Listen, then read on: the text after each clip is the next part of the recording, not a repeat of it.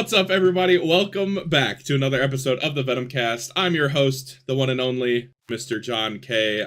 Gave Kyle and Luke the weekend off. It is Easter Sunday, so happy Easter out there to everybody. This is either going to come out later today or tomorrow on Monday.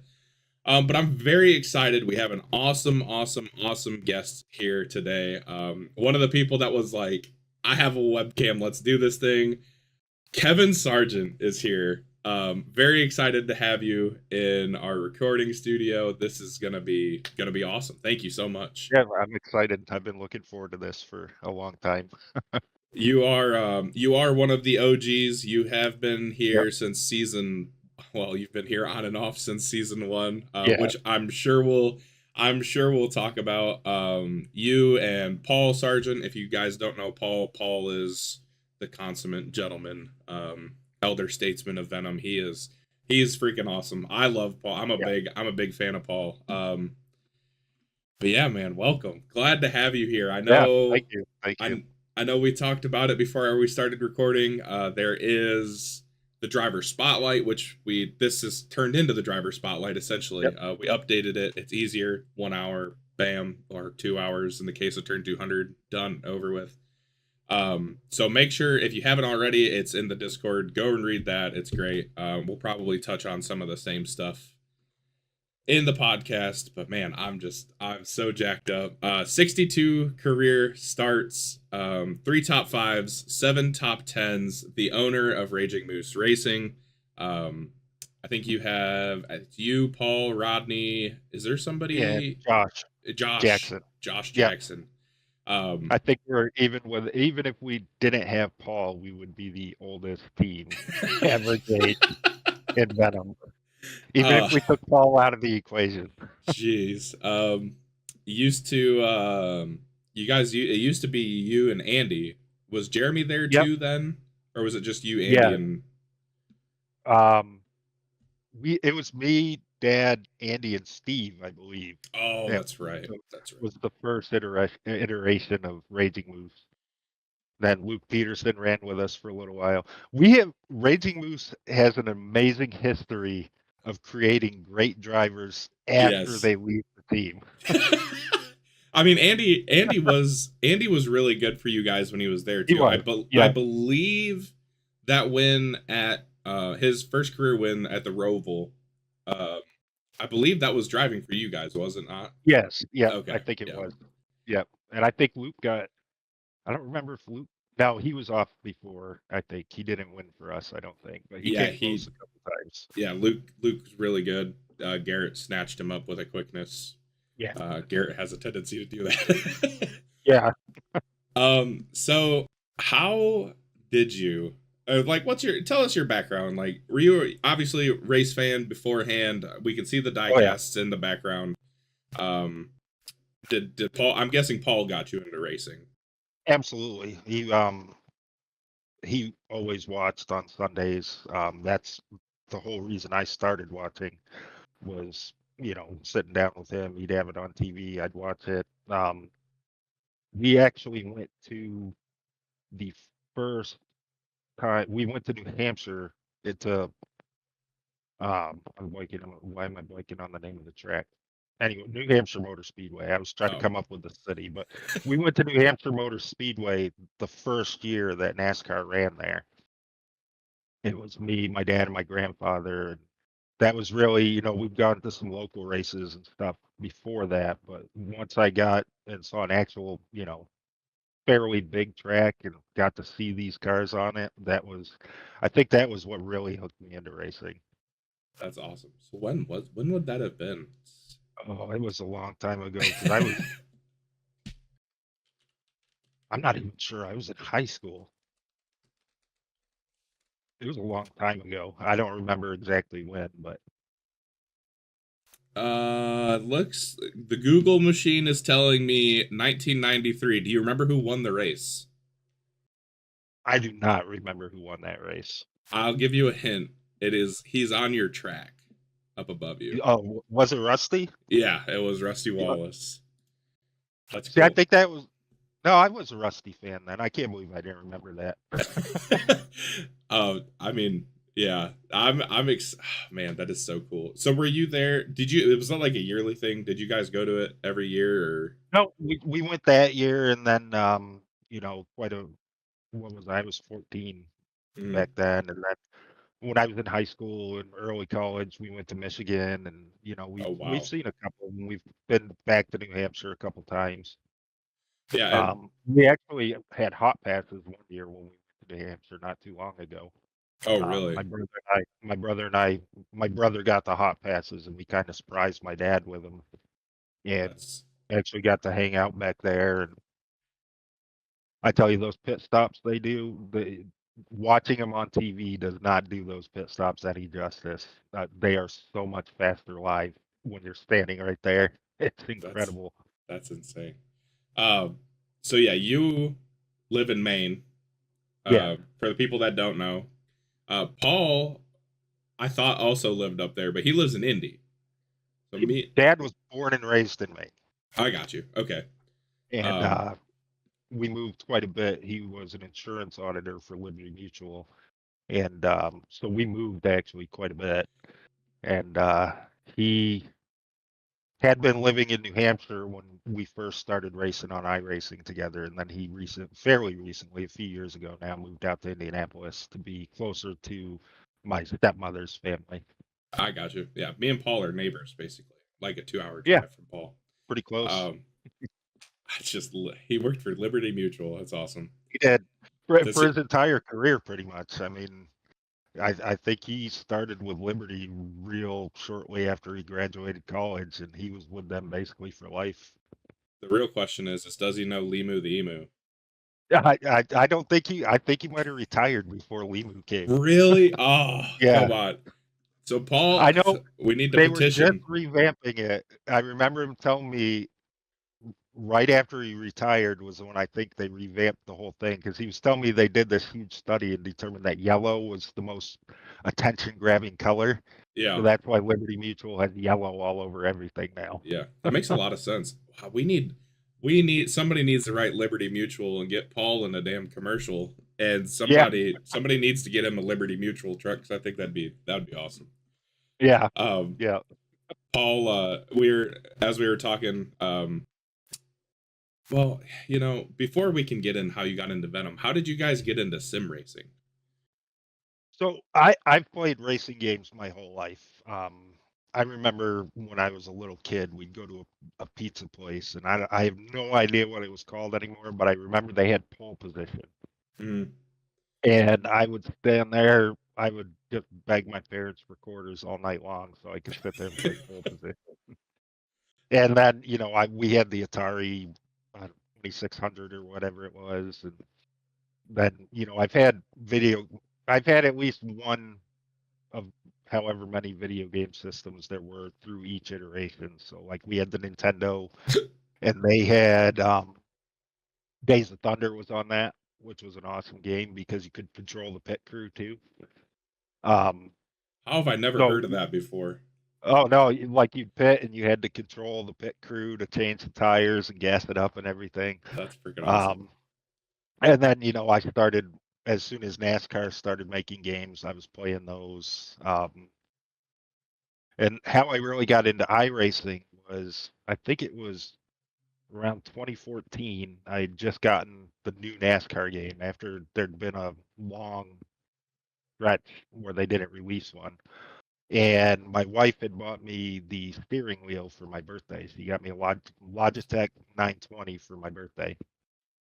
And I was playing that, and then I had no idea what iRacing even was at that point. And I started Googling, how to race people online. I figured there must be something. And I found iRacing. And I basically started iRacing with Logitech G920 on an old saw stand, like one of the fold out saw stands, on my TV, sitting in a kitchen chair with my pedals taped to the floor so they wouldn't slide out in front of me. And then it just kind of kept getting bigger from that. The next thing I did was I went to triple monitors. Um, Somewhere I have a picture. I wish I could find it where I have three tables set up in front of my seat, and they were all different heights. So I have piles of books underneath the monitors to get them all to the same height. And then from there, it just really took off. Then I got into Fan Attack. I upgraded the wheel. I bought a cockpit. Bought a monitor stand. From the first time I played iRacing on, I was pretty much all in on it. Yeah, that sounds familiar.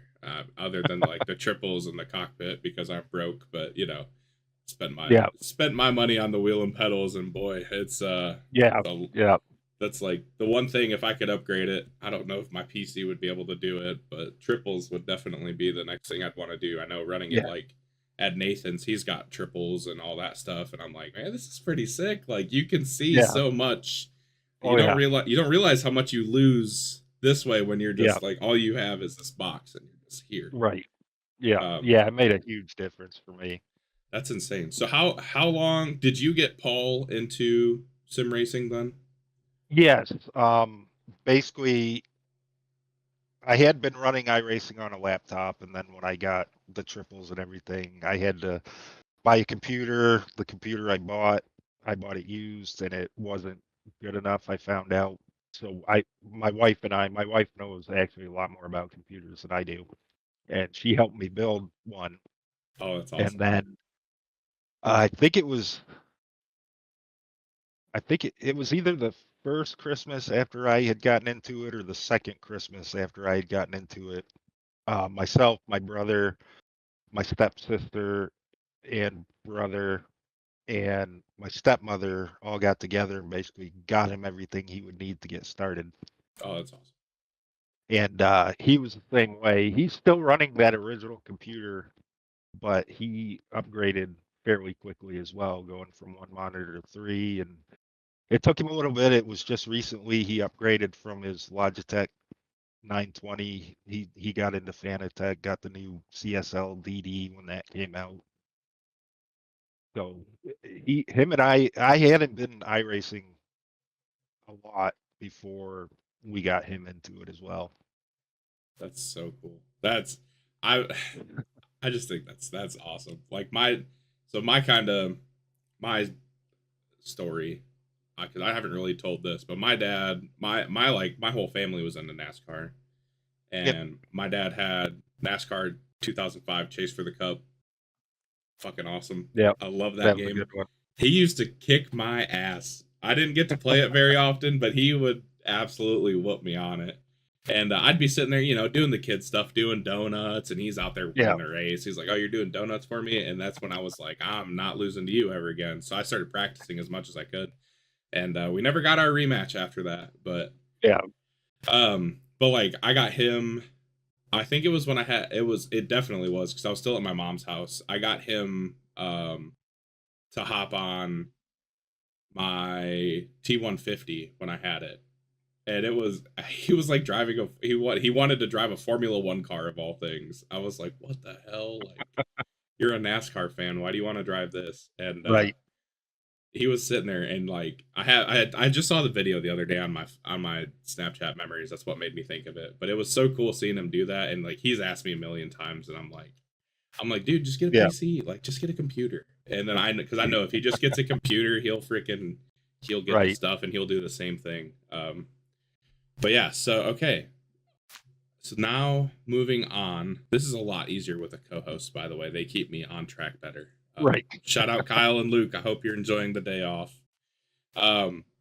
So when you guys were around, Paul's first start in Venom was the second race ever. Race 2, I think it was at Atlanta. Yes. Second race at Atlanta. Actually finished 7th, which is awesome. Especially tricky old Atlanta. Slick and beautiful. Oh, it's amazing. I love old Atlanta. I miss old Atlanta. I do too. They've ruined it. But you end up joining, and your first career start, and it's fitting we're doing this week. Your first career start was Darlington in which was race number 5 of season 1. We have Darlington upcoming this week. everybody's doing throwbacks. I'm super pumped. I need to finish mine. Speaking of which, I do too. um, but how did you guys get into Venom? Like, did you? We were racing another league called FTSR, and that was, I've I've heard of FTSR. yeah, that turned out to be a much more die-hard competitive league than we really wanted to be in. And it was open setups. We had a hard time finding setups. Neither one of us are really all that great at building setups. We kind of preferred the fixed races, and we had some instances where they weren't happy with the way we were driving. And even Paul, like, I don't know how you could ever be unhappy with the way he drives. But and some of it was we were still fairly new to iRacing as a whole, and we were racing with guys that have been doing it forever. And I can't remember who we were teamed up with. One of the guys we were teamed up with was friends with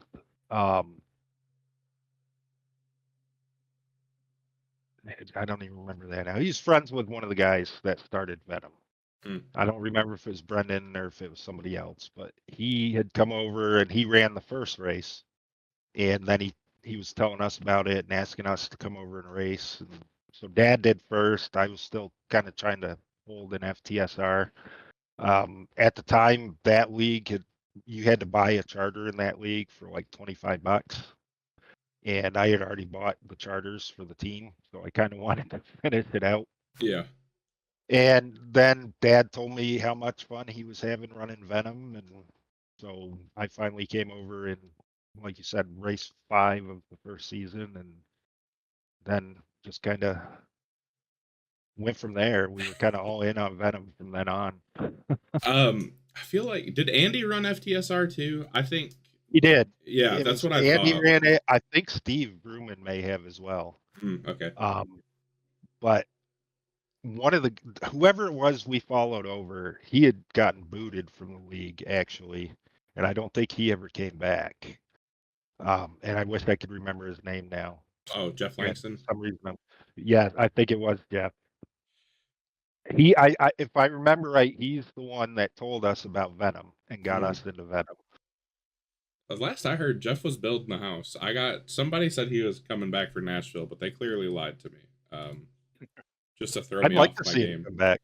I would too. When was the last Jeff hasn't raced in a hot Yeah, minute. it's been a long time. The last time I remember racing Jeff, I accidentally wrecked both of us at Darlington a couple seasons ago, so that's not bad. Yeah, so Dad actually came over to Venom before I did, and then I kind of moved over once I got tired enough of that other league that I was looking for something different, and yeah. Dad was having fun, so Yeah, I was gonna say I wanna say I've talked to Andy about it in that league. Like obviously it's tough when you have to build your own setups and stuff. That's very, right. very time consuming. But then Andy said it was toxic It was. as It was can very be. toxic. There was a very tight-knit group of guys that ran it, and hard to it was hard to get yourself into a position in that league where you could earn any amount of respect on the track. And I think that was for Dad and I, that was the biggest thing. That league had been established for quite a while, and for Dad and I, we weren't running in the top. We were always kind of running midfield down, and it just we'd give guys all kinds of room, and we never got it back on the track, and that was kind of Yeah, that's here at least we do the same thing in Venom. We know when we're not we know when we're not going to finish in the top 10, or we know when we're in the way, we're going to get out of the way. yeah, I was gonna say that's I mean that's just like a common courtesy thing too, is just to give people a little bit of room. And I mean, Yeah. I think that's what's so great about Venom is like we have the tight knit group of guys, everybody is so willing to, give Yeah. for the most part. Yeah, for the It's most part. I mean, gotten a little tougher lately. I remember like when we first started racing, people would just let you by. Like Yeah. Paul Ellison was a big one. He'd just let you on by, and he'd be like, "Yeah, I'll Yeah. see you in like 15, 20 laps," and then Paul would go Yeah. back by you. And there's not much of that anymore because you can just drive the piss out of the truck, and Yeah. And it's Venom has gotten really competitive. I mean, yeah, I go and I race official races, and I can, I get my fair share of top fives, top tens in those races, and then you come into Venom, and it's it's the quality of driver is so much higher in Venom than what you see in the official races. yeah. I wish I could remember who I was talking to about it. I want to say it was Garrett. And it was a while ago. This was like season 7 or um, season 6. But we were talking about I ratings, and I was like, man, I wish I knew what my true. Like, I'll be honest, I don't want to go race officials. Like they can suck the life out of you. Yeah, And yeah, they can. I really should because there's so much stuff. I want to go like run the Xfinity car and stuff, but the truck, I just like driving the truck too much to do anything else. And Yeah, racing yeah, one, and I think when you look at the I ratings, the guys in our league, they're not incredibly high, but I think a lot of us, we run officials very sparingly. yeah. I think most of us put our time into Venom and maybe another league. Um, I look at some of these guys that are running towards the top every single week, and you look at their I rating, and it's below 2,000, and it's like, holy cow, Something's how not adding up how are here. these guys right? So, and what's I think one thing I wish iRacing would do is somehow implement your league races being able to count towards I rating, even if it was a separate category. Yeah, that would be kind of neat.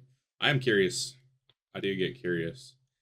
Chad Stearns is not one of those guys. Chad Stearns will go run officials as soon as he wrecks out of a Yeah. Venom race or Yep. as soon as Venom race is done because Chad has not wrecked out of many Venom races this year. No, he does. Yeah. He's been really good. But like Chad's one of those guys. He's got like a 6,000 high rating or whatever. Might as well Yeah. be 7 million. He's Right. so good. It's insane. I think I remember talking to Andy about it too, though the I rating stuff, because Garrett's like, you're probably like this, and I'm like no, like I doubt Right. that. And then you start racing with dudes that have that I rating, and you're like, Yeah. maybe, like maybe I am. And yeah, Andy was like, yeah, like Nathan's probably like 4 to 5 thousand I rating guy, and Oh, yeah. Nathan's been up there. Andy's like, I'm probably like a. Andy was talking about like himself at the time. I think he said he was like 28 to 3,000 or something like that. Andy Yeah. could easily get there. Oh, yeah. Yeah, it is. It is a little misleading because you see somebody. You can have somebody with like a 700 I rating, and then they're freaking. Right. All they do is league race, so they just Yeah. kick everybody's ass. Yeah. Um, yeah, you've had quite the journey in Venom, also. My journey through Venom has been insane. There honestly could be a whole. I mean, we're missing the first 6 episodes of the podcast because they all got deleted, Yeah. and I didn't save them when they got recorded because I didn't have room on my computer. But Yeah. I mean, we could go back through the whole history of the league, and it could be a 3 to 4 hour long podcast. Oh, yeah. Do you remember? It would have been season 3, I think. Do you remember why you got kicked out? You were only kicked out once, right? Or was it twice? I was kicked out once. I was suspended once. Okay, yeah. I got suspended once because I think I know I why. think I it was think at I remember this. Chicagoland. I Or think it was was at it? Chicagoland. I think it was I Nashville.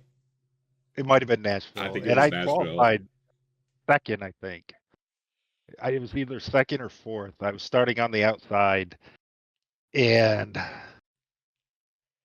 I don't remember even the driver isn't here anymore. It I was know he was Carson. one of the yes, It it was was Carson, Carson. Yep. and he I kind of just spun the tires I just read on this the the other start. day. Yeah, he spun the tires on the start, and I was already having a bad day. I mean, the work was rough that day, and not that that's an excuse, but I kind of waited for him to come back around to me later on in the race. I kept running my laps and just waited for him to get close enough, and basically I just turned him into the wall as he had the chance. which was, looking back on it, it was pretty dumb. I wasn't going to win the race. He wasn't going to win the race, But then, I didn't, and I still don't. I don't get a ton of real good finishes. And at that time, I was, you know, it was one of the few times I've put myself in the top 2 rows to start a race. And I'd worked so hard on that track. I think I probably turned 500 laps that week just leading up to that race. And for that to happen just kind of set me off a little bit. So I did get a suspension for that. Yeah. Okay. I And remember then the and I suspension think now. that kind of put me on Brendan's radar after that. I know he and I had talked quite a bit about that. And then I got kicked out when one of the teams had finished first, second, and third. Yeah, it was you It guys, was right? it was RNS and Super Kick. Yeah. Yes. Yeah. And you guys had lined up on the start finish line, and you guys were sitting there celebrating. And I kind of pulled down on the infield. And what I was actually trying to do was I was going to pull down on the infield and try to get my car in a good spot to take a good picture of it that I was going to post in the Discord. Well, I made kind of an offhand joke that, oh, I should just go wreck them all off the start finish line to my team. Like I didn't even say it on the race chat. I Oh made the my joke to gosh. my team, Yeah. and Oh man. then So Brendan went back and watched one of the guys on the team was streaming, and Tyler Brendan went back and Tyler watched Bentley. it. Tyler Bentley. And yes, and Yeah. he Forgot that's how that happened. I got a message the following morning basically telling me I was no longer welcome in Venom anymore. Did he did he, And did he kick Paul out too when that happened? Was it oh both of yeah, you he kicked. guys? Yep, he kicked that out too. And Dad hadn't done anything. I mean, Dad. Yeah. I mean, you want to talk about a guy that's courteous on the track? It's Dad. Yeah. I've never seen Dad do anything to piss anybody off on track, and he got booted instantly. Like, because he messaged me. I didn't realize I had gotten kicked until Dad messaged me and asked if I'd gotten kicked because he had gotten kicked. Jesus. That's a mess. Yeah, I forgot. I forgot that that's how I knew that's what it had to do with, but I couldn't remember how he had found out. It's because Tyler Yeah, Bentley was it was. streaming it on Twitch. That's right. Yep, and he went back and watched this stream and heard me say that, and then he stopped. Like apparently after he heard that, he stopped watching the stream because, shortly after I said that, I'm just joking, guys. I'd never Yeah. do that, and I'm Yeah. lining up for the picture, and I think I was I think I was a lot more aggressive back then on track, and I Mm. think a part of it had to do with my displeasure with how some of the things were being run. Yeah, and that's a fair displeasure to have, honestly. Yeah. It was. I'm sure we'll get into it someday. Yeah. We'll get in. I'll get. I don't know who it would be. It'd probably have to be Garrett. Me and Garrett could go through all this stuff. Yeah. Oh, yeah. Garrett will Yeah. set me straight on a lot of it. But yeah, that was ugh, Yeah. And that I was a think it tough was, time. what was it? It was that season that Ryan took over, I Yeah. think, Yep. Right several before weeks later. Bristol Dirt. So what ended up happening? We'll see how good my memory is. So this is literally in the middle of season 3. So everybody went through season 1. I'm sure things were fine. Between whatever, I know stuff was like going on between Brendan, Steve, and Jeff already. Yeah. And then season 2, things were okay. I think season 2, honestly, is when this place.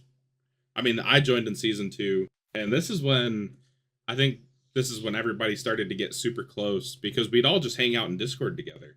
Like Oh, yeah. I was in college. I was in my last semester at college, so I had nothing to do most of the time. Like I'd do my homework and then I'd just sit in Discord and hang out, play games, and chill with Yeah. people, which is probably why people keep. I don't want to be the most popular driver anymore. Vote Tyler Berger. But that's probably why I won the first 2. Anyways, I'll say. Yeah. Just because like I was always in there like constantly. Hey, I mean Right. Jeremy. There's the joke about Jeremy like going to work and being in freaking Discord Oh all yeah, the time, he just but kind of like left himself in the voice chat all the time. never logged out. But I was just always in there. I'd stay up till freaking 2 or 3 in the morning. I don't have class till like noon or Yeah, 11, so I'd stay up all night, just fucking bullshitting with people. Um, but season two, that's when I kind of got some vibes. I mean, part of it was we were on the same team, so I heard him during the races and stuff, and some of the stuff he said to yeah, me in chat, and I'm like, I don't know. yeah, Like, it's some of this stuff's kind of weird. And then yeah, season three happens. Nathan like took a break and then came back and won Texas. yeah, He tried to wreck Garrett at Texas, and then he left. Um, yeah, he couldn't take it anymore, I guess, and left. So yeah, Bristol Dirt was the first race where Ryan was yeah. in charge, and And when then Ryan took over, Dad and I'm pretty sure one of the first things he did when he took over was message Dad and I. yeah, that was I think that all tracks if I am remembering correctly, because like we have a little Facebook group. We had our little RNS Facebook group. Yep. And I remember waking up, like me personally waking up and seeing like Discord notifications, and I was like, Yeah. what the hell?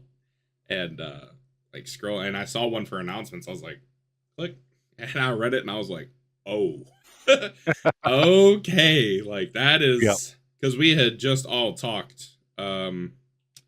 Everybody aired out their grievances. I chose not to Yeah. because I was over the whole deal. I just wanted it to fucking end either way.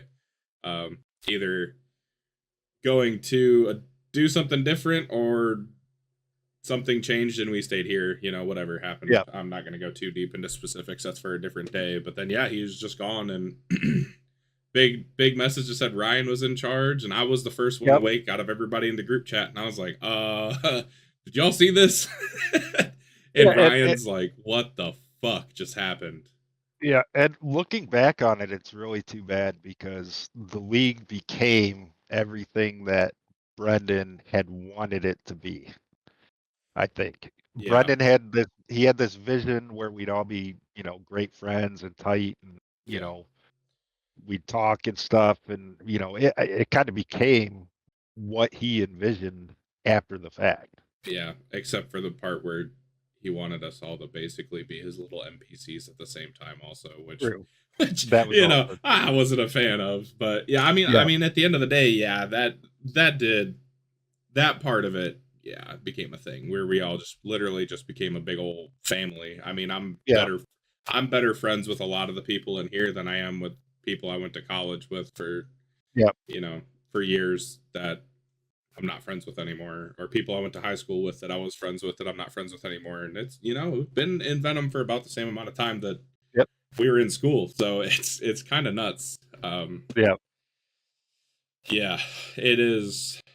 It is it's pretty outstanding that we've stayed together this long, and I'm It is. glad. It's impressive.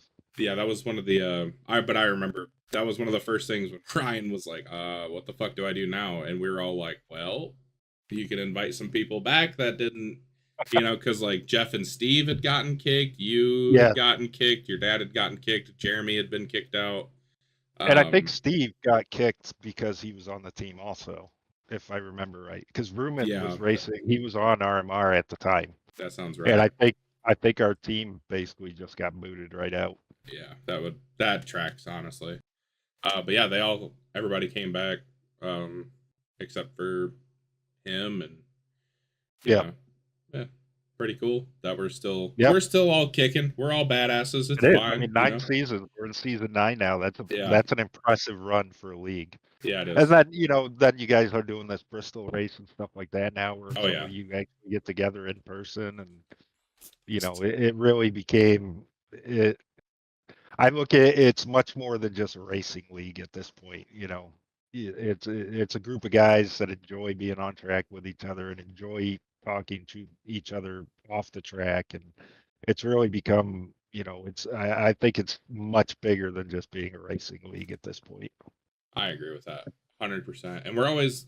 I think the other cool part is we've kind of found the right formula of people we want to bring in. Also, Yep. um, like the first people that pop into mind, like Tyler Berger, Austin Holyfield, Josh Modicek, Josh Yeah, Jackson.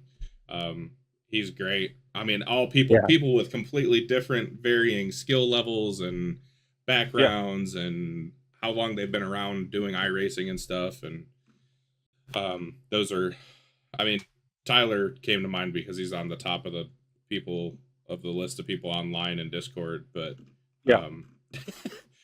um, vote for him for most popular driver also when the time comes here in a couple weeks.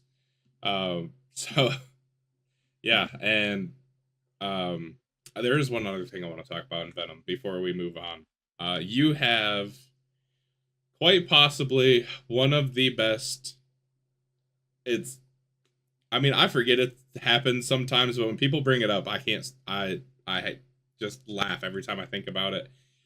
Was it the duel or was it the actual? No, it was the actual It was the race actual race. I know what where you're talking about. It where was the you actual. go. You went from like 15th to like third. Yep.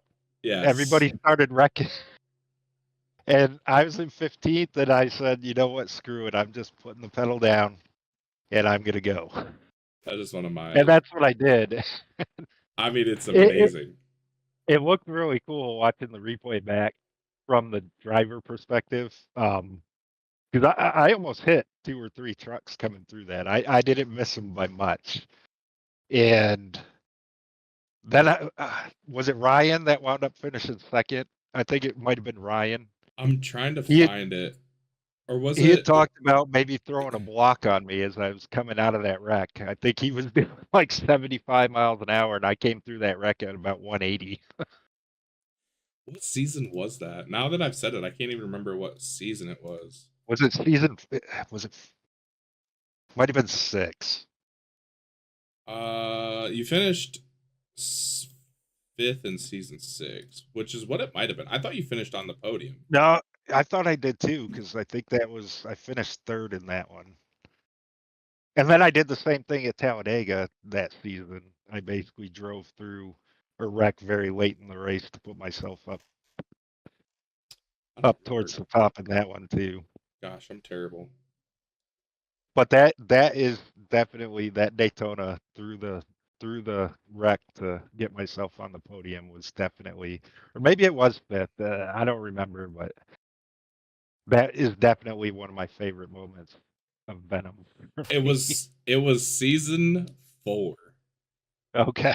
I thought it was with turn 200 because you did it with turn 200 also. Yes, I did it with them also. Maybe it was a duel then. I don't remember. When did turn 200 start? So season 4 was with PTM, and then season Yeah. 5 was the start of turn 200. Yeah, so I don't, maybe You I thought maybe the first one wasn't on turn 200, but I think you the second did one was. you did win a duel on turn 200. That I might be did. what I was I did thinking win a of. duel. That may be what I was thinking of. I could have swore you finished on the podium for that, but it might have been your dual win, which was also kind of crazy. Yeah, that was a good finish. I think it was Michael Crawl that I was racing with for the lead in that one, and I set him up perfect to make a pass coming into the tri-oval on the final lap, and then I kind of ran Zettel down to the apron. Luckily, he was kind enough to let off a little bit and not wreck us both. would I, would have been my fault. I pushed him down there. I was about to say, where did I finish in season 5 at Daytona? But that's right. I was homeless. I did not race in Daytona in season Yeah, 5. yeah. That's right. So and that's my only win for anything in Venom is that dual race. Oh, well, boy, howdy, I've do come I close. have some news for you. So there is a running joke that people that come on the podcast, now granted, Matt Schlosser already had a win in Venom, but we called him winning on an oval. He said he wanted to win on an oval. He Yeah, ended up picking up his first oval win. Eric Breeding has been on the podcast. He won the All yep. Star race, which we're going to talk about very, very quickly because it was fucking insane. Zach Lockett has come really close. I think Zach Lockett's first win's coming soon. I can't tell you where I at. do too. but I think, he's been yeah, stupid. Well, he won the bracket, which I get, fucking counts close enough. Um, so yes, we're quickly. No, this is the season points. I'm an idiot. I don't want it. I want to look at. Did I break it? No, I fixed it. We're good.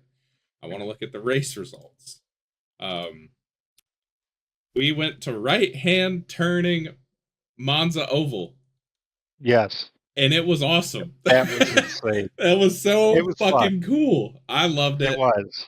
Um, It was a fun race. dude, so much fun. Can I see? I can't. Oh wait, I can't. No, I can't. I can't see the.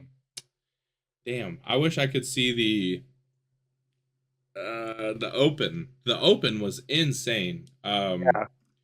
Who made it from the open? Actually, one of my teammates, Josh, won Oh, that's one right, segment Josh of that. Jackson.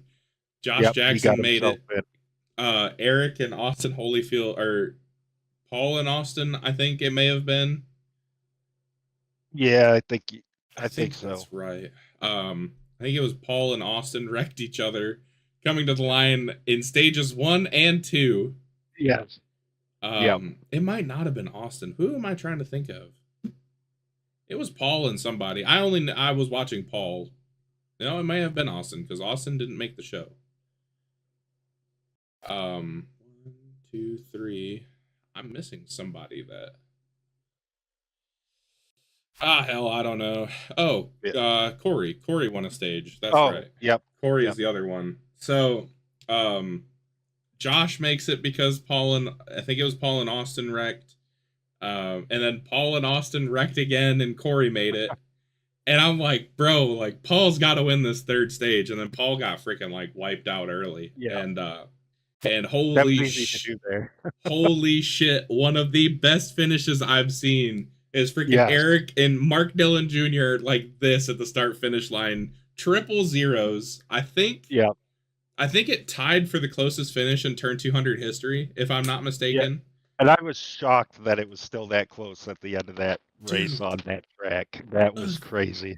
Fucking But crazy. you could get such a massive run, in the Yes, draft yes. on the straightaways. You could come from half a track back and be right on them before you hit the next turn. And the other thing that was crazy is it was so hard to hit the chip.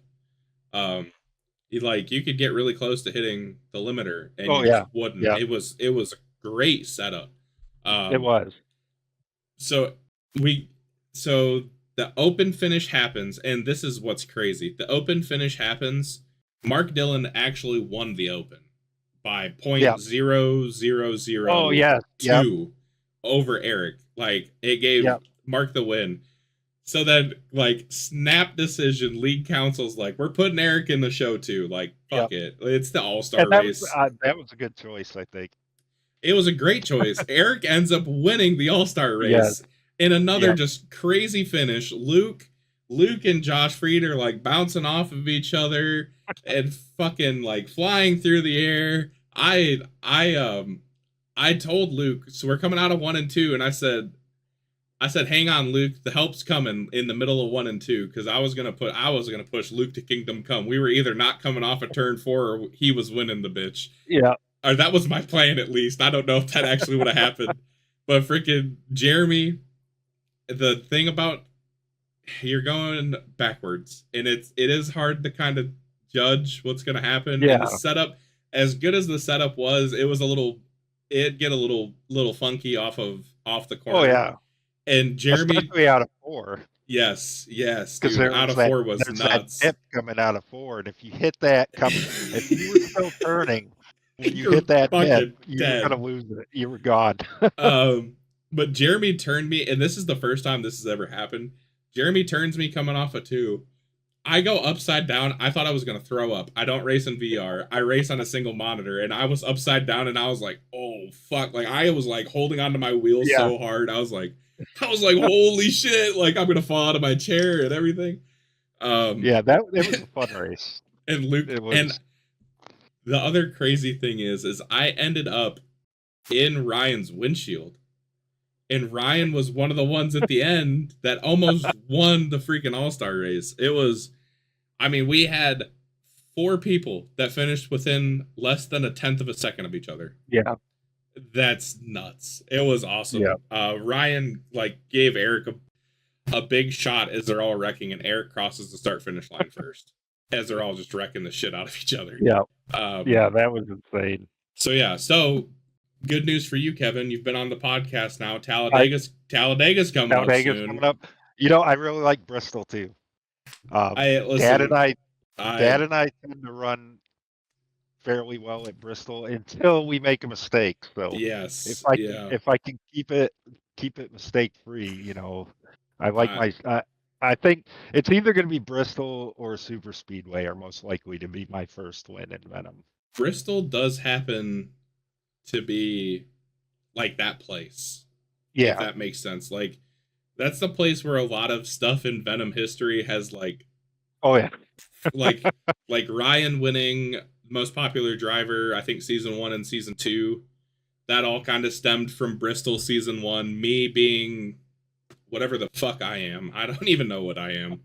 A shithead is what I am. But that started like me figuring out that I can hang with these guys. Like if everything goes right on a night, I can hang.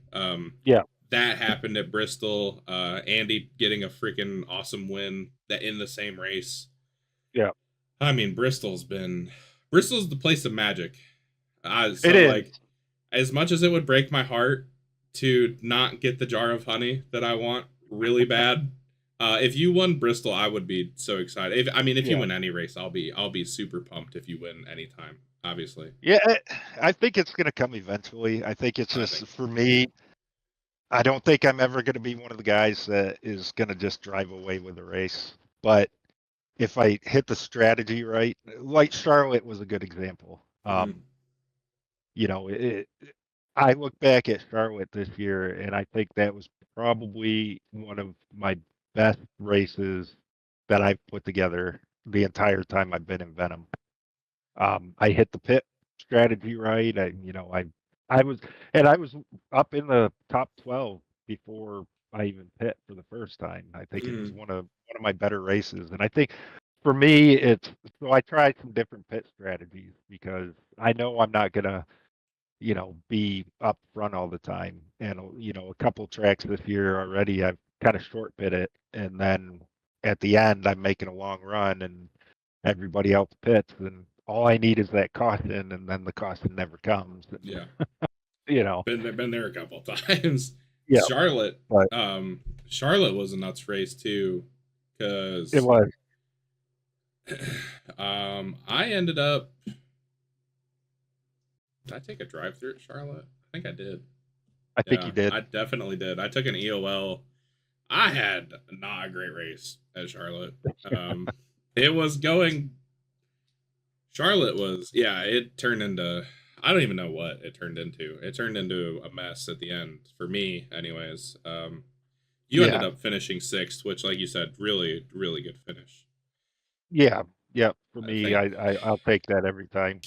I don't remember. Oh, never mind. I remember why I got the EOL. Yeah, or I remember. Obviously, I remember why I got the EOL. I definitely did take a drive through because me and Austin Holyfield were getting it, trying to win the race with 20 laps to go, and it didn't work so well. And I kind of ran him up the track a little bit, and he got in the wall, which is my bad. Yeah. But he was quick. I couldn't see kind of I know we talked about it before the race, where I was like, I have a chance to win a race again. Because it feels like Kansas was forever ago at this point.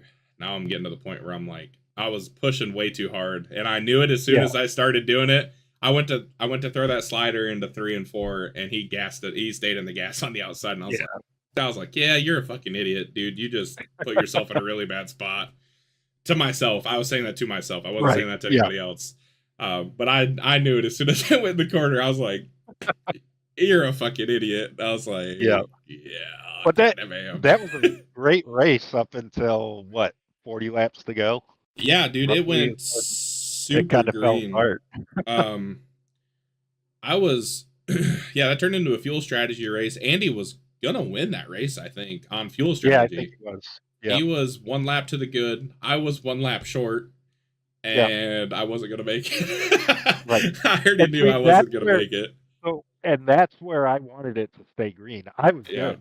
I had Were pitted you? already. I'd taken tires. I was like 25 laps to the good or something like that because I took Yeah. tires.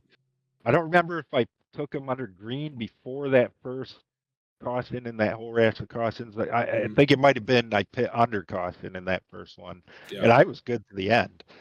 Had that stayed green, I think I was going to be in really good shape.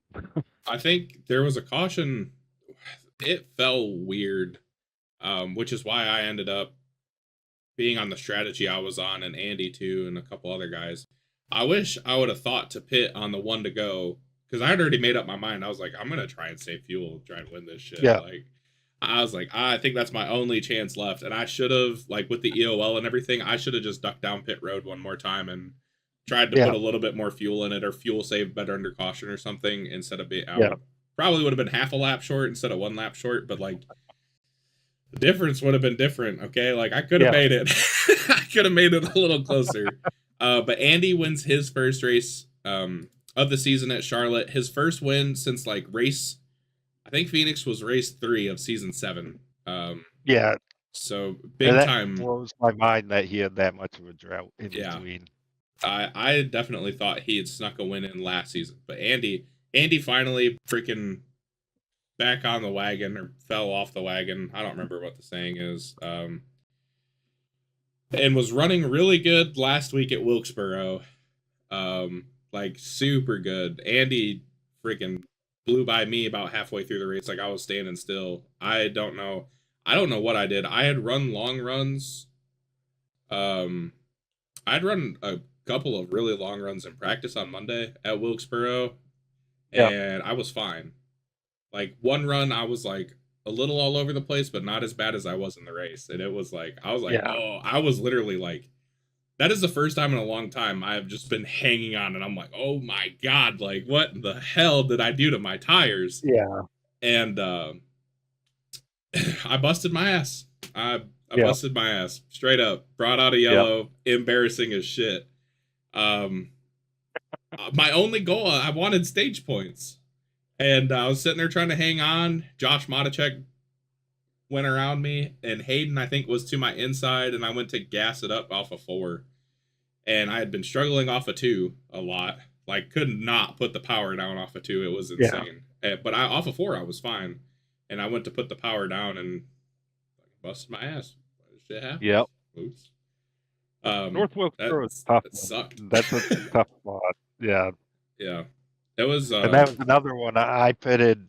I short pitted on that one on the first pit as well. Oh really? I was actually we had a really long green flag Yeah, it's run like in that 70. race. Yeah, I wonder who fucking ruined it. 75 laps of green flag running. Jeez, what a Yeah, dick.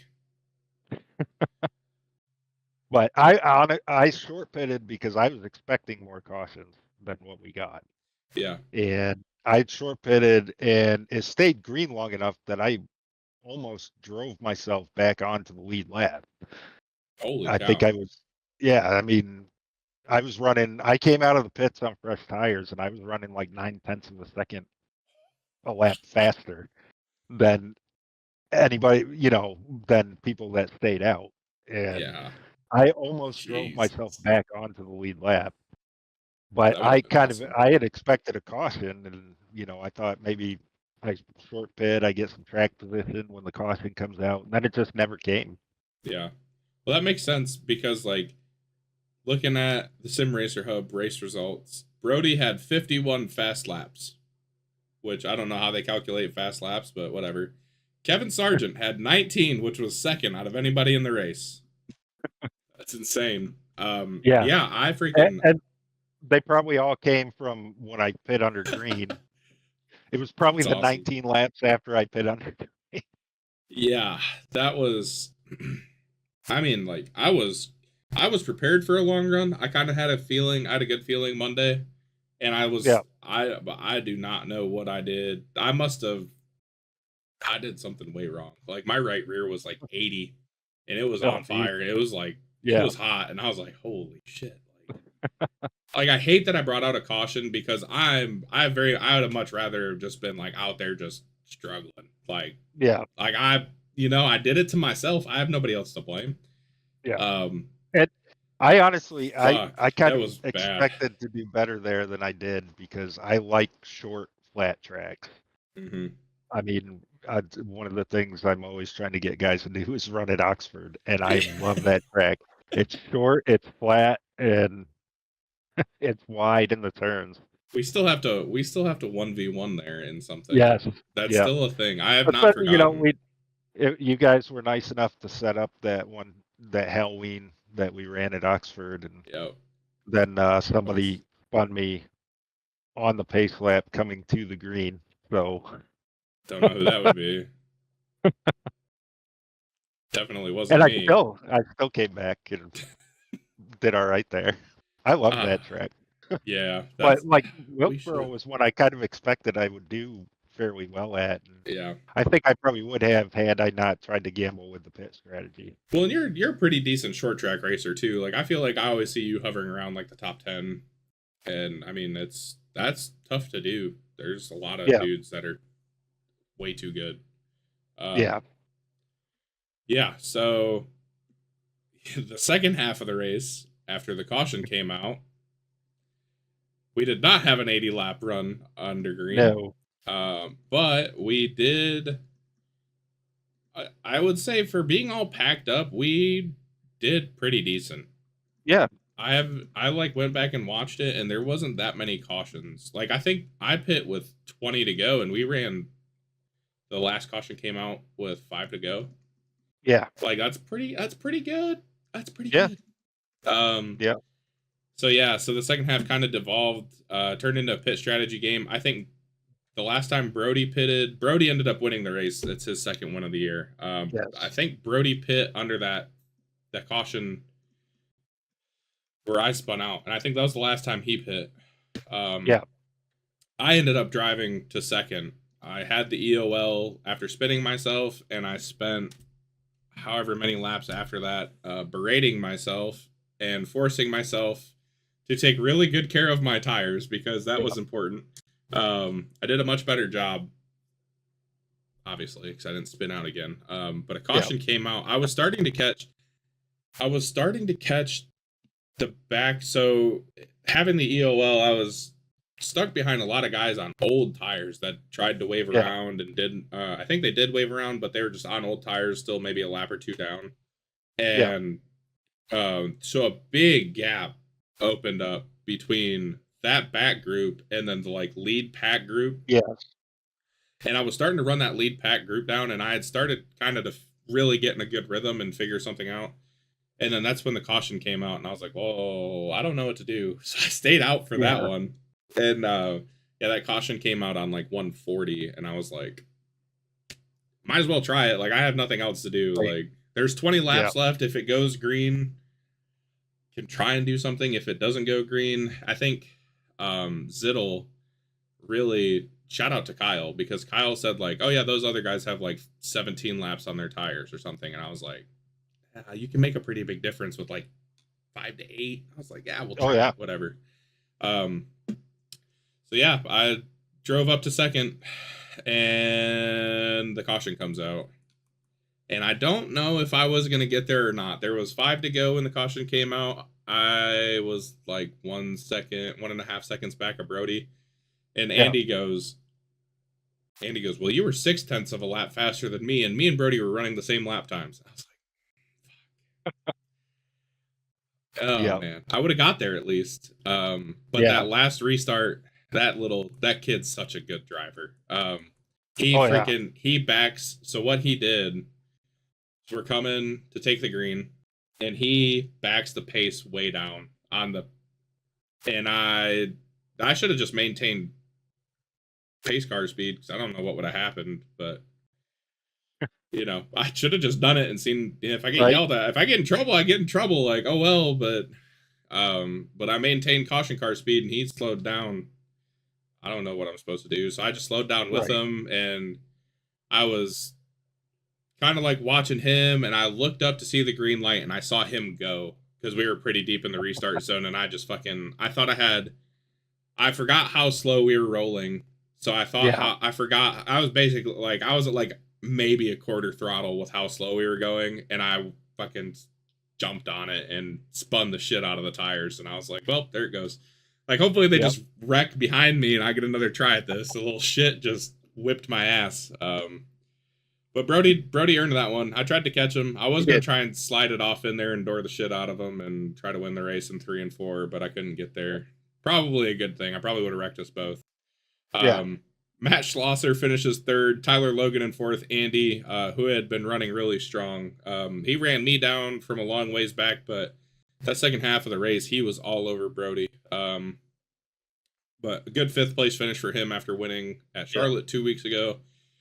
Hayden Palumbo drives up to sixth from an EOL. Josh Matichek finishes in seventh. Josh Freed in eighth. Kyle Zittel in ninth. Chad Stearns in 10th. Jeremy McKinnon, Luke Peterson, 11th and 12th. Tyler Berger, Paul Ellison, 13th and 14th. Brantley Gainey in 15th. Steve Vroman and Brian Mitchell, 16th and 17th. They're the last of the lead lap trucks. And then Austin Holyfield, Zach Lockett, both a lap down in 18th and 19th. Eric Breeding in 20th, 2 laps down. You ended up 3 laps down, Kevin, in 21st. Did you Yep. get spun at some point, or was that I know Paul spun out. All fun. I don't think I Excuse me. did. I think I know I went. I think it was a lap down when I made that first green flag stop when I Mm-hmm. short pitted, Yeah, and then I think I just kept getting caught up. The cautions just came out. yeah, From that point, I was just kind of chasing, trying to get back, and yeah. just never did. Uh, Gary Clark, 26 laps down in 22nd. Cole Maxwell, 28 laps down in 23rd. Paul Sargent, 29 in 24th. Jan, 32 laps down in 25th. Garrett, 32 laps down in 26th. And then Rodney Matney, 33 laps down in 27th. Yeah. Oh, man. Yeah, chaotic race. I had a Yeah. lot of fun. I love Wilkesboro. I apparently I don't know what happened on the long run. I honestly don't. Like I had done a really good job in practice the night before. Like I said, that I did 260 laps since. I know we went like 20 laps longer, but like Yeah. by the time we got to lap 60, I already knew I was in trouble, and I was like, Yeah. this is not good. Like I did something way worse than I did last night in practice, and I was paying the price for it. Yeah. Right But and now, like oh, go ahead. Brody, like he's always been pretty good, Yeah. but I feel like Brody has gotten himself on a whole nother level this year. Yeah. Well, He that's the is. thing. So I'm gonna out him a little bit because it's funny and it blew my mind, but it also drives me nuts. We were talking after the race, and he said something. He's like, yeah, you're one of the guys I try to measure myself against because you're really good, when it comes to Venom. And I wanted to be like, bro, you drive a real life race car. What the fuck are you doing? Why are you using me for anything? Right. Like, I am not that good. Like, you constantly. The only reason that kid does not kick my ass every single race he runs is because he gets caught up in shit and wrecks. Like, Yeah. that is Yeah. literally it. He whips my ass every time he shows up. And he says that, and I He, wanted to be like, you're such a fucking liar. he's the one that won to the Daytona Road, right? Yeah, The yeah, one by that, like yeah. by like And 30 he drove. seconds.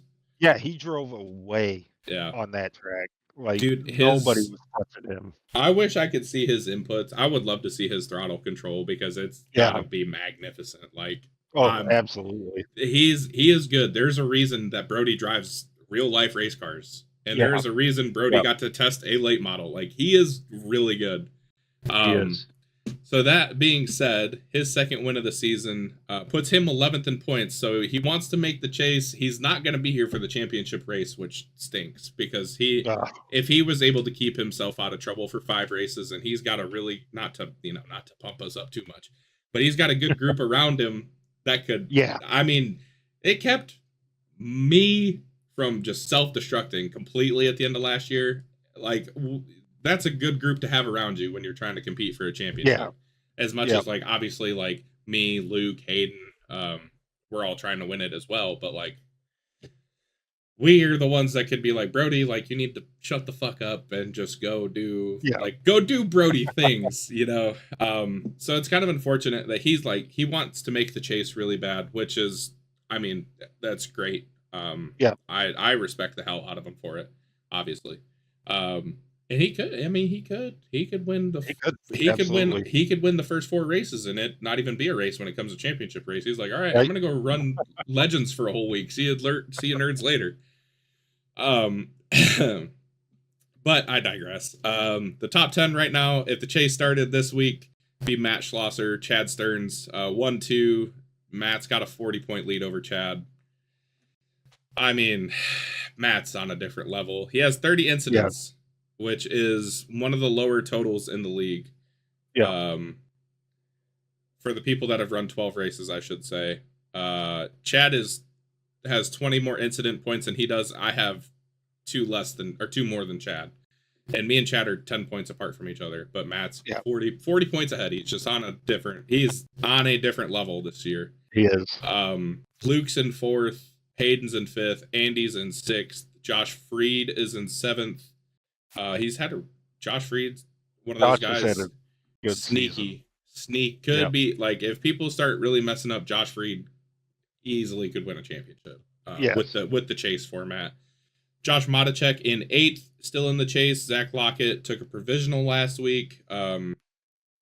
8 points back of Josh Modicek. And Tyler Logan is in 10th. Brody in 11th. And Tyler Logan, Zach Lockett, those guys both have one more start than he does. And Brody is only 4 points behind Tyler Logan and 24 points behind Zach Lockett. So, I mean, there's a really good chance we're going to Darlington this week, which I'm super pumped about. It's throwback week. I am excited to announce that I am running Cole Maxwell's Newport truck for my throwback. And I have wanted to run this for so long. It's going to be awesome. I need to finish it, actually, which is probably going to happen later today. Probably once this gets done being edited and put up. But I'm very, very, very excited. I think he first ran it in season 3, maybe it was season 2.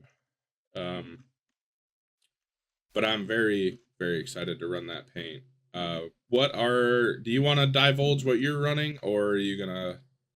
I'm not sure yet. I'm actually, when I first started racing, I made myself a simple stack it and brake. That's my company that I own. I made a simple stack it and brake car that was white with a little surveyor on the back of it and like a red laser line going across it, and then our company logo. And I'm actually thinking about going all the way back to that. That was the very first paint scheme I ever designed. And I did it on trading paints because at the time I didn't know how to use GIMP or anything like that. Yeah. And that was probably 9-10 years ago now, back when trading paints didn't give you very many options either. You just put a bunch of pictures on it, basically. I fibbed. Cole ran the Newport truck in season 2. Nice. So that's gonna be awesome. I'm excited to do that. Or maybe I'll run like a number 21 green and yellow. Yeah. Or something like that on there. Best paint scheme ever. Yeah. You'd have to be in the Discord channel. I still think we should just all run that. We should just all run that scheme with the same number. That would let turn 200, let him try to figure it out on turn 200. That would be awful. I'm excited. I know there's at least 2 people running throwbacks of my stuff. Nice. And one's a paint scheme that I forgot I ran, and I actually found it searching through all the files, so I'm excited to see that come out. But I was looking through the paint schemes, and I just saw the paint scheme I ran at Eldora, and I wish I could recreate it, but there's no way in hell I'd be able to make that. That is above my pay grade. But it's fine. Yeah, that's throwback news. Yeah. Watch on Tuesday. It's gonna be a good one. It should be. It should be fantastic. I love Darlington, dude. There's no track. I love. Okay, I love Bristol. Bristol is gonna forever be like that's the track. I've talked about it in interviews and stuff on Turn 200. That's the track that I would run 500% lap races on NASCAR Heat 3. Yeah. Like I would run the entire fucking race. Yeah. I love Bristol. Obviously, that's where like my whole I have Bristol to thank for being a champion, like in Yep. all reality. But like, if I never win at Bristol, I am so glad that I have one at Darlington because I also love Darlington. But like, I remember the first time I went there in season 3. Obviously, we went there in season 1. That's where you debuted at. But when Yep. I went there for the first time in season 3, I was like, holy shit. Like, what am I getting myself into? And Yeah. I ran so many laps. And it's Sunday and I haven't run any laps there yet. So need to change that. Yeah. But That's probably what I'm doing right after this. yeah, I was gonna Gotta say get I'm some laps in. about to watch I'm about to edit this and watch the F1 race. So which starts in 12 minutes, which means it's time for the best segment in the whole damn show, Kevin. It is time for the top 10. Nah. I was hoping a name for this segment would come out. It's time for the. I guess we could call it the top 10. Yep. If we're finished, you're in the top 10. I don't fucking know. We'll come up with something. It's time for 10 questions. Okay. I think I know the answer to number 1, which is what's your favorite track? That actually, my favorite track is probably Michigan. Actually, Really? that is one of the tracks that What? I run better at than. Wow. And this season, I felt like I was going to be really good there, and I got rear-ended coming to the green flag, Oh no. and that threw my. I don't know if it was something with the damage model or what, but I could not hang on to the truck for the first however many to the first Yeah. caution. I was half a track back by the time the first caution came out. And then as soon as I pit and took the damage Fixed it. repairs, I was fine again. Yeah. But Michigan is one of my favorites, but my all-time favorite that we never get to run is Oxford Plains. Yeah. That's the answer I was expecting. Michigan surprises me. I do love Michigan. I like Michigan more than Auto Club of the two Yep. 2-mile actual ovals. Michigan is Yep. far I'd say superior. Michigan is my favorite that we run fairly consistently, but Yeah. on the entire service, it's Oxford Plains easily. I mean, I it's would only a few hours away from me too, so. right. I would like to I feel like I don't know if we ran it last season or not, but Texas. I'd like to go back to Texas. We used to go there every I do season like too. Texas. Yep. I like So Texas. very quickly, because we're gonna have to have you on again. I feel like there's so much more stuff we could talk about, and we will eventually. We've got Yeah. trying to work through a list of people. Yeah. One of my favorite moments racing against you, and it's in the intro. You can see it. It's me and Kevin racing each other at Texas Yep. at the end of At season 2, Texas. and we are hustling it. And Kevin comes off the Yeah. corner dead nuts fucking sideways, and I was like, "Oh shit." He's gonna die, and then he saved it, and I was like, "Wow, Yeah. that's amazing!" And then I think I passed him because you had to Yeah. save it, and I was like, Yeah. "We were battling for Yeah. a top 10 spot. That was We were. fucking awesome." Yeah. What real life position besides driver would you do on a race team? What would I do on a race team? That's a good one. I kind of feel like I'd be a decent jack man. I think I could. I think I could nail that pass in the jack behind the back, coming from the right to the left side. Yes, yes, that would be I think I'd awesome. be a decent jack man. What what's your favorite type of racing, or do you like another sport and just do iRacing? My favorite type of racing. I mean, it's probably it's got to be NASCAR short track racing. I mean, that even watching NASCAR, my favorite tracks are the short tracks. That's why I'm really hoping to make it out to Bristol this year.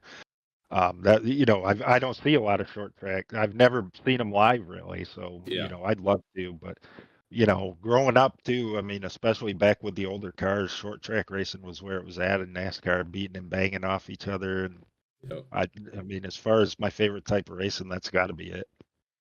I'm with you. I wish they would fix the next gen cars so that not iRacing, so that short track racing was better. Yeah. Besides your team, who would you like on your team in Venom? It can be a full team of 4, it can be one person, it could be whatever. Just don't go past 4, basically. Current or past? Anybody. It can be anybody that was. Anybody. Yeah. Well, my first pick would absolutely be Nathan. I mean, Yeah. you gotta, if you're given the opportunity to just pick some guys, I mean, Nathan's got to be number one. Not only was he really good, but if I ever went to him with a question about how to run a line, how if I thought I could improve a little bit by talking to him, and he was always quick to respond, and he'd help me out. And I think Nathan would definitely be my number one. I'd probably put you on a team. I mean, I think that'd be a fun team. It'd be fun banner in the chat. I think until you spin yourself or something like that, and then Until I probably have start to listen to until him. I start cussing people out or something. Yeah. Yeah, and probably Jeremy McKinnon. I like talking to Jeremy, and That would be an he electric team. he's another northern guy like me, a little bit further north, but actually he might be south of me depending on where he is in Canada. I was gonna say I know for a fact. I don't remember if you put yours in there, but we all put our longitude and latitude in there, and I was definitely further north than Jeremy. I don't know if you put yours in there or not. I did, and I think I was just barely north of you. I think I was gonna say it was close. We're close. We're the real Canadians here, basically, is what we're trying to say. What Venom driver do you want to get punched by? Which one do I want to get punched by? They're punching you. They're punching me. Yeah. You can't break out the you can't break out the sick Deadpool skills on them either. I'd probably let Dad take a shot at me. If I had to pick one, once I feel like maybe he'd be, give me the family discount and let off just a little bit. I have to say, I am pretty sure Paul has been an answer on every single one of these, by the way. Not for that question, but for a different question. If Jeremy hits a golf ball at the speed of sound and Steve coats a target in honey 2 miles away, what is the meaning of the Venomcast?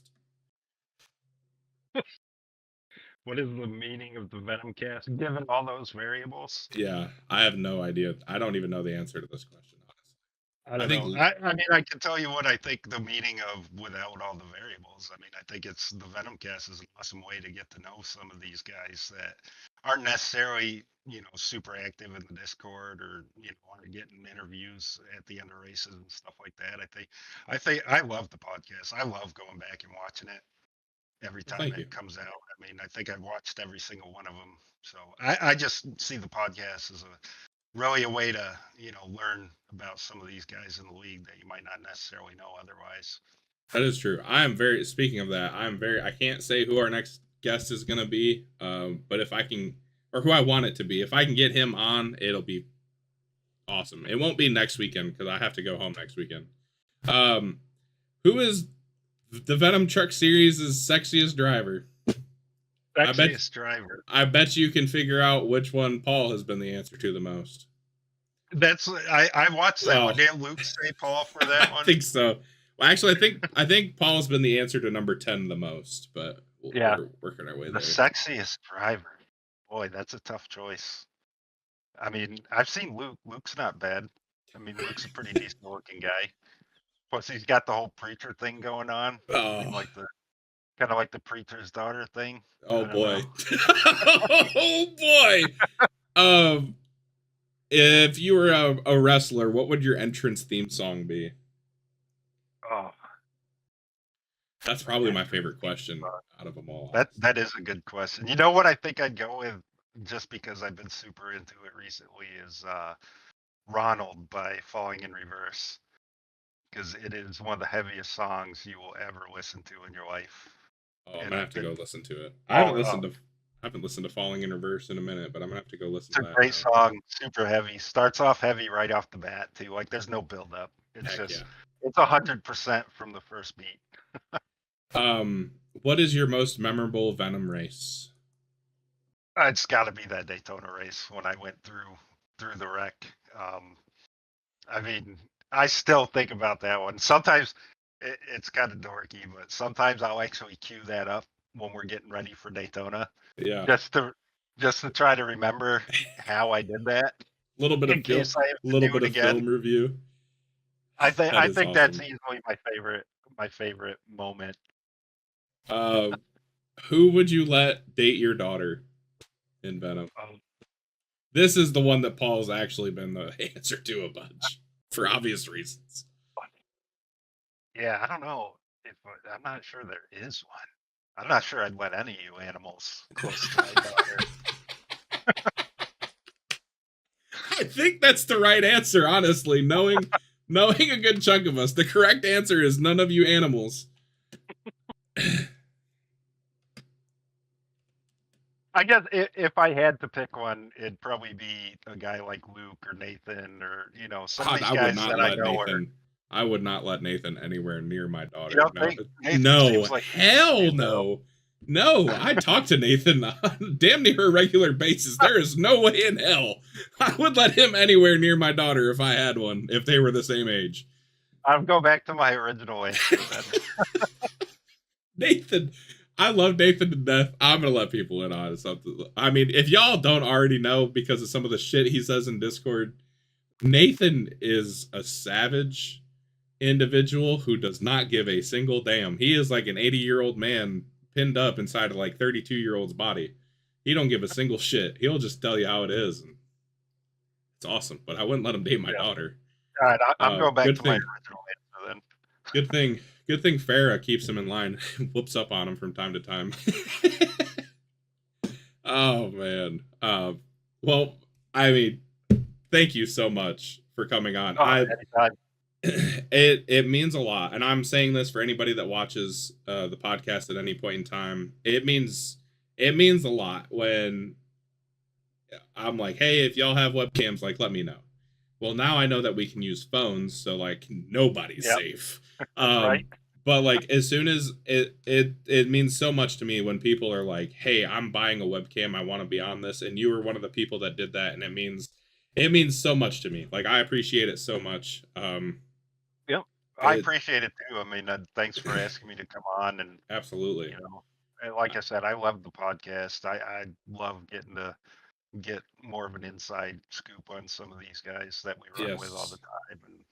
And I think you're one of the ones that like you kind of mentioned it earlier. Sometimes your humor may get missed a little bit, if that yeah, makes sense, or like oh some people don't quite understand it. yeah, When you might be joking around and stuff, and I think like this is a great opportunity, especially for stuff like for like people whose humor might get missed a little bit, that they come yeah, on and kind of people can see it and they're like, oh, like okay, I get it yeah, now.